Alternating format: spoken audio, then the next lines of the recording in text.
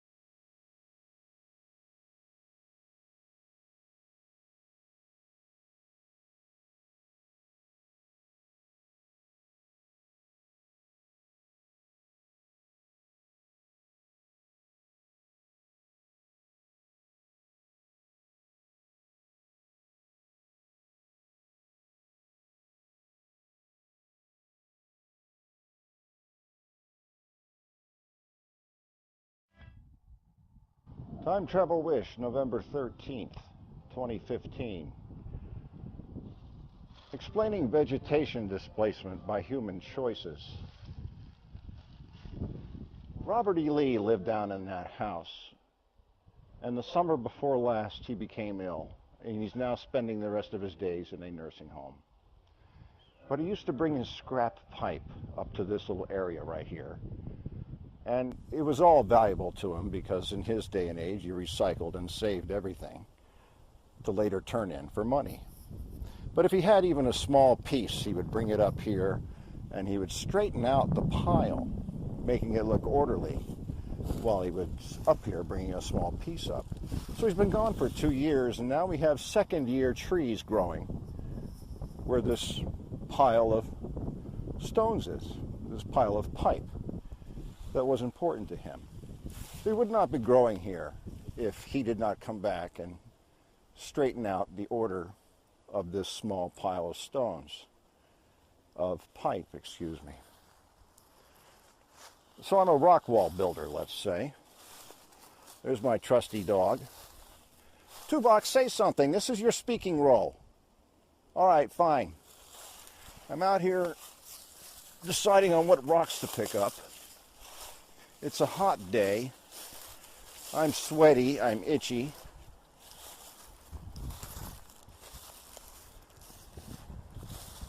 And there's 2 stones, and I'll pick up one of these and put it in my cart. All right, you missed your cue, buddy. But wait a second. I'm picking up this one. I have an itch in my ass. I think I'll scratch my ass. There we go. Yeah. All right. Oh, I forgot to pick up that one. I'll just get this one instead in a different history where I didn't scratch my ass. And now we have a tree growing. This tree itself will grow and die and give saplings all over the woods that will grow and die over several hundred years. And each of those trees will affect the amount of light for the others, causing them to grow in completely different places in a different history, in another timeline.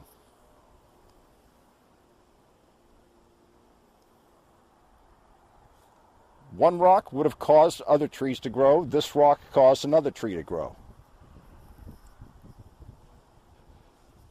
Vegetation displacement by human choices in another timeline.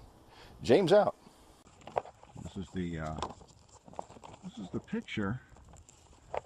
You can see I'm trying to find this exact location. My mother took this picture approximately 2007, so she says, but I cannot find for the life of me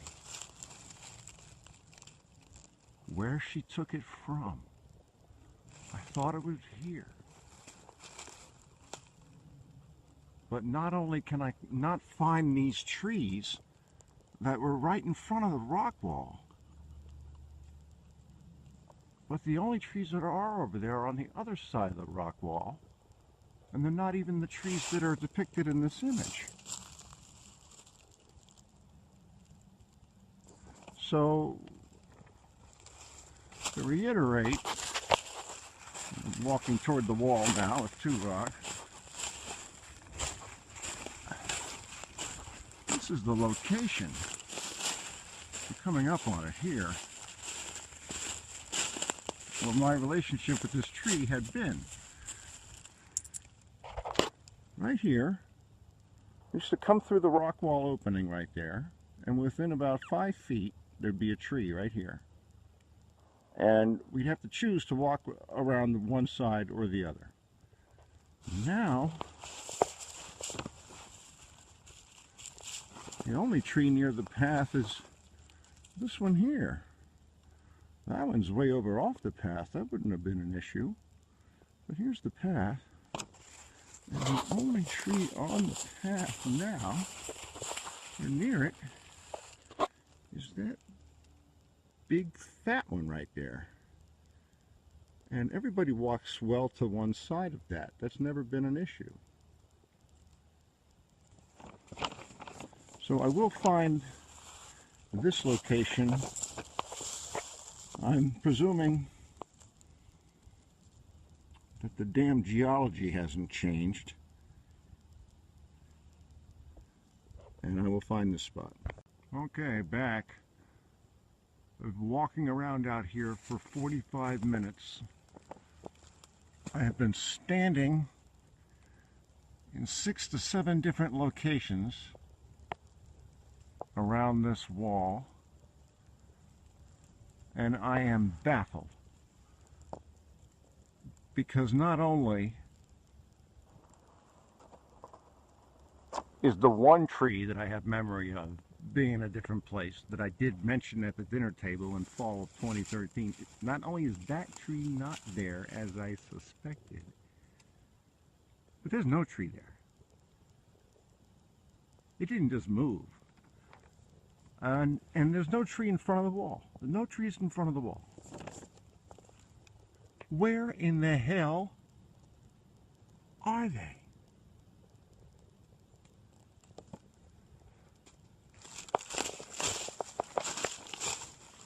So it's looking like, I mean, that's the dip in the horizon.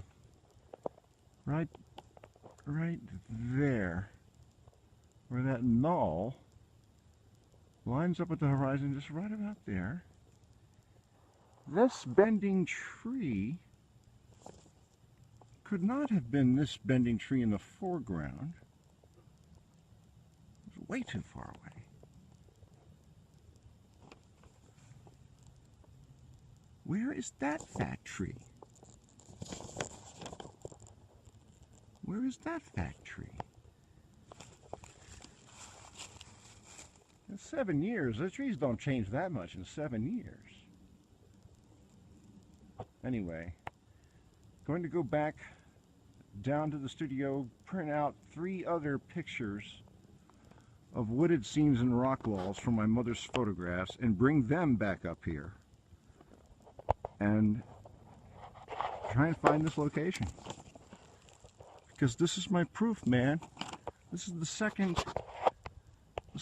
this would be the second set of photographic evidence. of this vegetation displacement. This is James Mason out. Okay.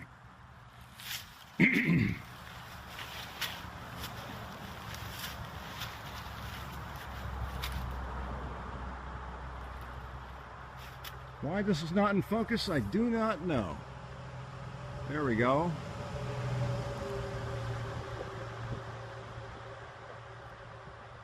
I'm standing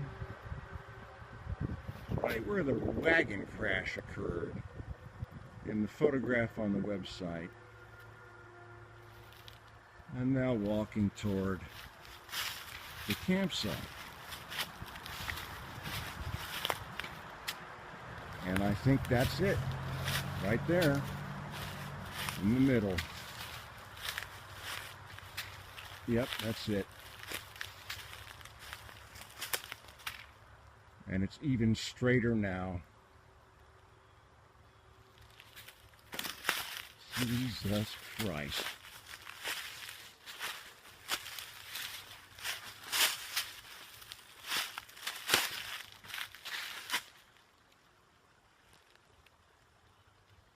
Why does this experiment get spookier and spookier for me?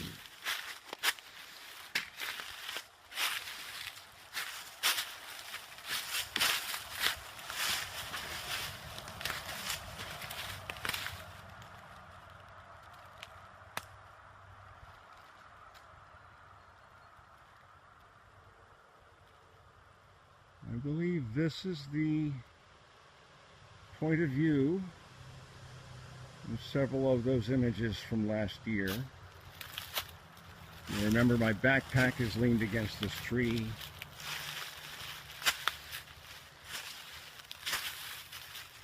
Here again, I want you to notice that this is a play area for children. There have been homes here for hundreds of years.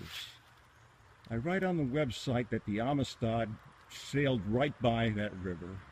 A steam train passes about 200 feet. And I observed that if I had seen a tree leaning over a creek as much as this one had been, I would have run up and jumped off, because I was a hyperactive child.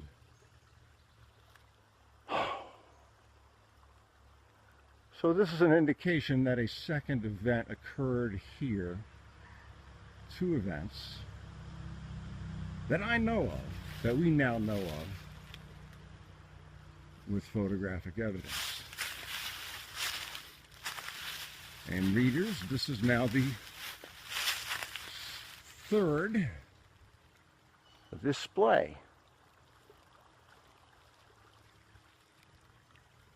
I am far more certain today that it is human intervention that makes these differences. Because of these two locations, there's no doubt to me this damn tree is standing nearly 90 degrees to the earth. Amazing. James out. 5/8/2015. About 2 o'clock in the afternoon. Okay, James Times Travel Wish. It is July 10th, 5:07 p.m. That very bending tree, I'm looking at it from the old campsite location at 256 Middlesex Turnpike. I noticed it on Google Earth Road Shots from 2013 and did not remember seeing that very bending tree right in the middle, right there. I would have had to walk underneath it from right there, from right up underneath it, 2014, and right over here, that's the very bending tree that was bending over the creek. This is a second photographic validation of before and after evidence. Incidentally, the tree looks extremely healthy. Definitely not leaning over the creek. Panning back now left to the very bending, newly recognized, radically bending tree.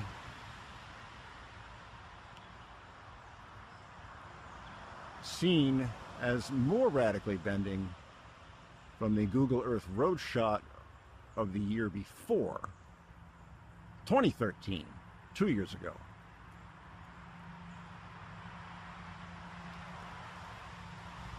And pausing this video at the moment. I think I'm pausing.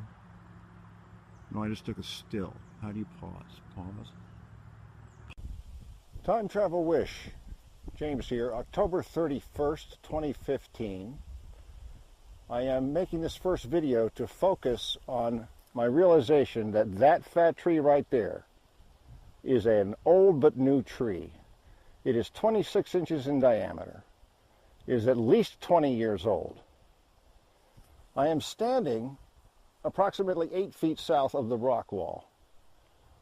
Behind me here, I have determined that this is where my mother was standing when she took this picture.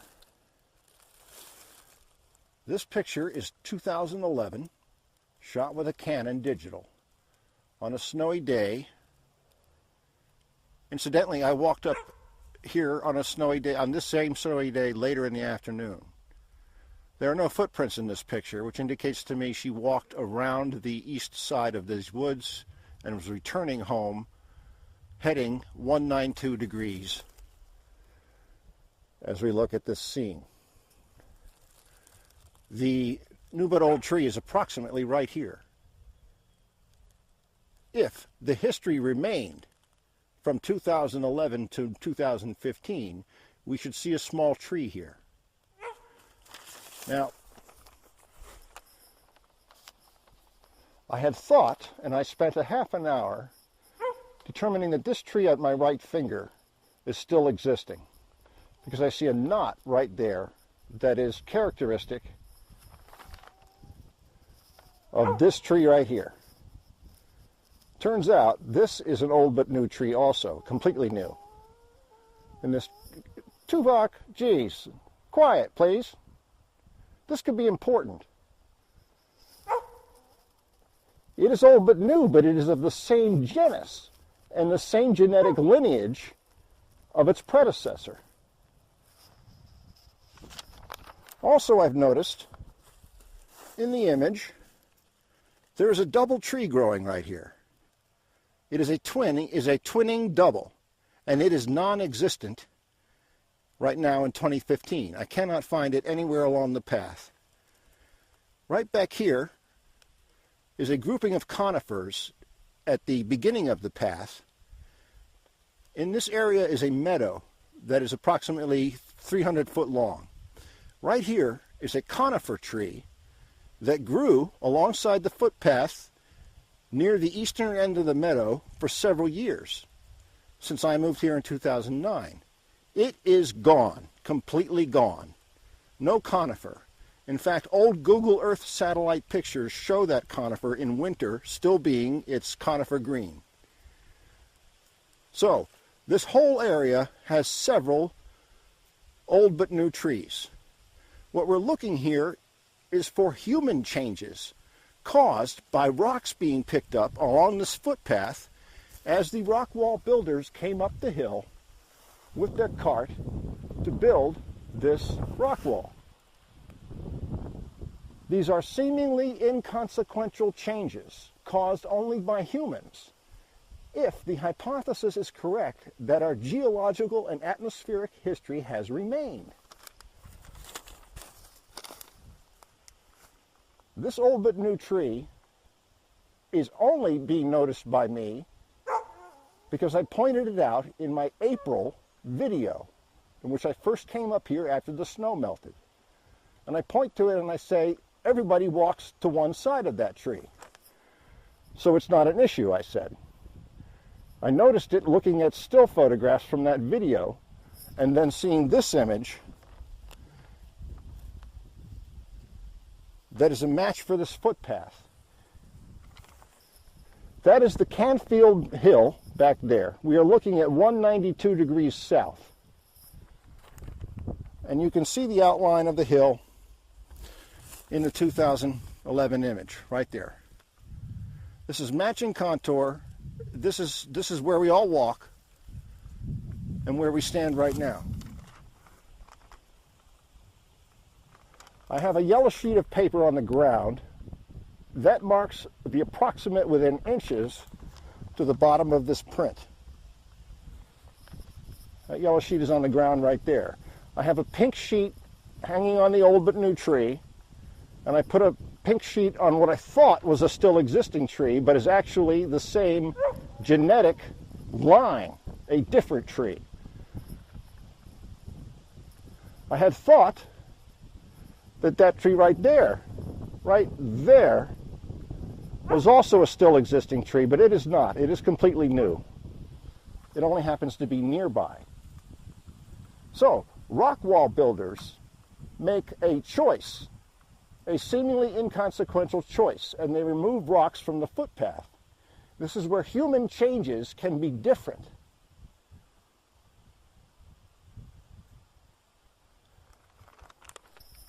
The conifer tree at the meadow is completely gone. It should be right there, visible in the background. Right in there. Completely gone. I looked in the area closely for a pine tree. It's gone. There's a grouping of laurels right here that did not grow. There is a small conifer right in here that's growing 30 foot high in the 2011 pictures, but I'm going to step to my right, to the east a little bit. If you look back in there, you'll see there is a small conifer grouping growing. That is consistent with the same atmospheric and geological history, but different human choices, because the footpath runs right near it. Dogs, anybody could have made these changes. So, conifers grow there, but different conifers, much smaller. Now, in this history, if that hypothesis is ever proven accurate.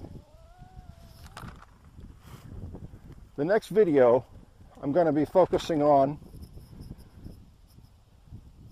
that tree right there. That is the huge 90-foot long, 50-year-old tree that does not appear in the 2011 images and appears on the other side of the rock wall, where those stones of very similar shapes, likely the same stones, were placed differently. That'll be the next video. The very characteristically bending tree that I came up here to look for should be going right here, but it's not. It's gone completely. Once again, no cutting up here. This is wild growing area. Okay, Tubac. James out. We're going to take another break. Time Travel Wish, October 31st. It's now about 3 hours later from that last video. I'm having a very difficult time matching the geographic location to get a close estimate on where this was shot from. I had an easier time in April in locating this. Here's what this knoll is visible in this picture. This fat tree with this strange 80-pound boulder leaning against it, not here in this image. None of these trees are here. None of them. I was expecting that maybe this little tree in the snow scene image is this one right here, but it's not. It's definitely not. I have walked all around the 3-acre wood on the footpath that we normally take on the other side of this wall, 300 feet over that way, and there is nowhere else this could have been taken from but right here. I am disappointed because I was hoping there would be less foliage right in here so that we could see the geographic drop-off of the land behind the wall. There is a patch of laurels that grows right in there that is consistent with the still green laurels you can see here at the end of my thumb in this picture. That black rocky boulder configuration up there can be seen right on the edge of my thumb right here. So it's very difficult, especially considering that all of them are old but new trees, and this sucker is like 30 inches And so I want to talk about rock configurations that are similar but different on this wall. I have two pink sheets of paper hanging up on two very large old but new trees that cannot be seen in these 2011 images, as if a different history entirely occurred because of the consequential and inconsequential changes in rock wall builders' choices. Consequential only to the trees in the environment that grew differently because the rocks were moved. Inconsequential to us because these choices of rock wall builders do not affect history. I've got a yellow sheet of paper laying on a stone that is shown to be differently placed in the 2011 image. Damn it, the breeze. I really could use assistance up here, but nobody wants to entertain the incredible with me. Not even my own family. End of my thumb. That stone is flopped around and facing differently. Right here on the end of my thumb is a very large stone. Okay, see it right there? That's the stone that's different, flopped around. Right here, leaning up with another stone propped underneath it. This one would have been left alone, too big to move, not even for two guys. Choices of rock wall builders back then would have been to use this if moving the border over a few feet one direction or the other was of no consequence. Often the property owner from that property would join the property owner from this property in the several days it took to assemble a defining border rock wall like this one. So there would be no argument later about, well, Jeb said it was over here and I said it was in there. No arguments if they do it together. Moving a large stone like this would have taken leverage of poles, possibly shovel handles, and they would not likely to have chosen to move it. So this stone can be seen sitting differently. An inconsequential choice. Right here.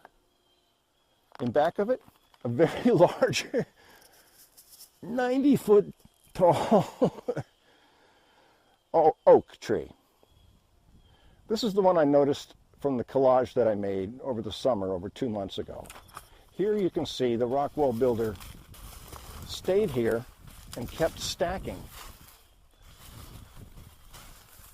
His choices and his feeling at this time were similar.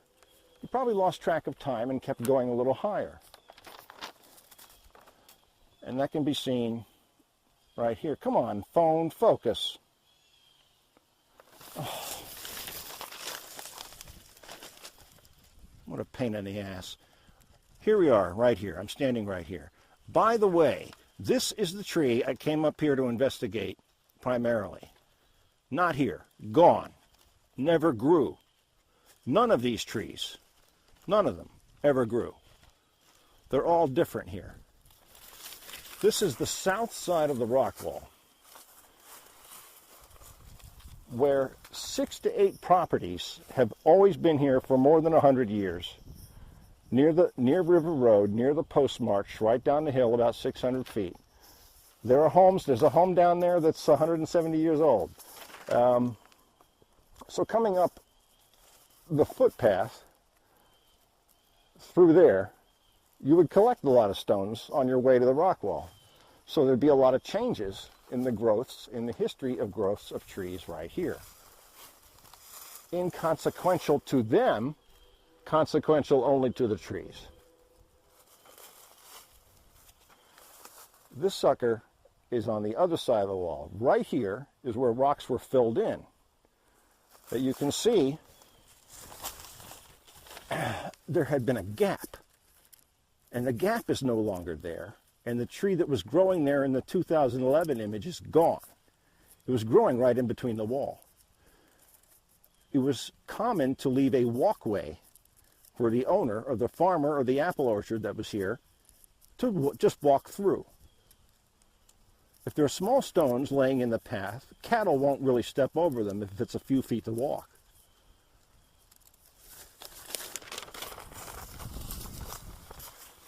So I'm going to have to validate this better by coming up here when this foliage is gone, so I can see the landscape in the background.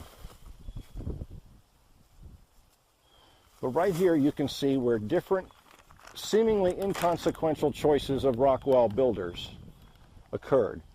Right over here to the right, there's a bunch of rocks missing that are there in the 2011 image, right in here, about 50 stones. Right there is where a pathway for the owner of this property, who cleared it out so he could drive his Navy Jeep through here when he was alive. He died in the early 1970s. But I have it on first-person testimony that he used to use this as his playground up in here. Right there is the mysterious hole where he cleared stones away right there to back a vehicle up and dump something in that deep hole right there.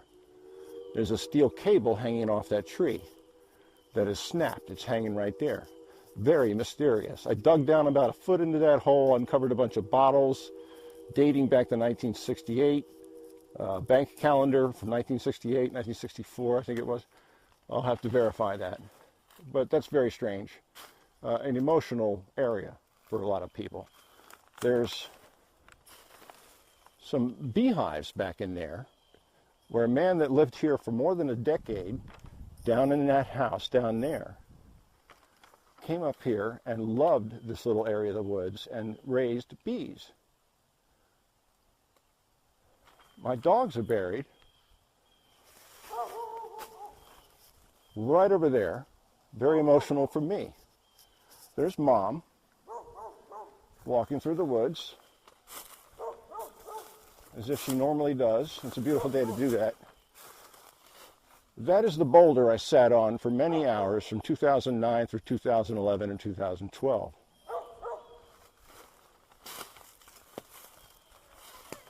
That tree right there at the end of my finger is growing within 4 feet of the stone and cannot be seen, nor can this one, in snow scene images of 2011. They are 15 to 20 years old. And there's Mom. Hi.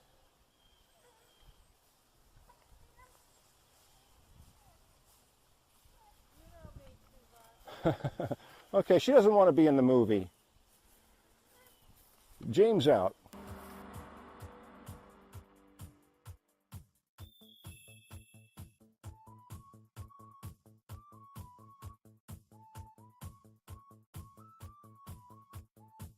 I've had an epiphany about the vegetation displacement by human choices in another timeline.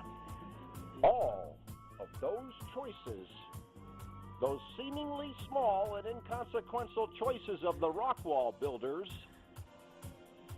were of uncertainties.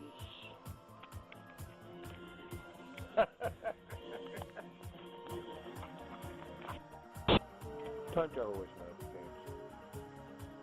June 19th, 8:39 p.m. Friday night. There's unrest in the bachelor's pad, but that's a tangent I'll talk about some other time. On vegetation displacement, another thought of many in speculation, as so much of this project has been dependent on.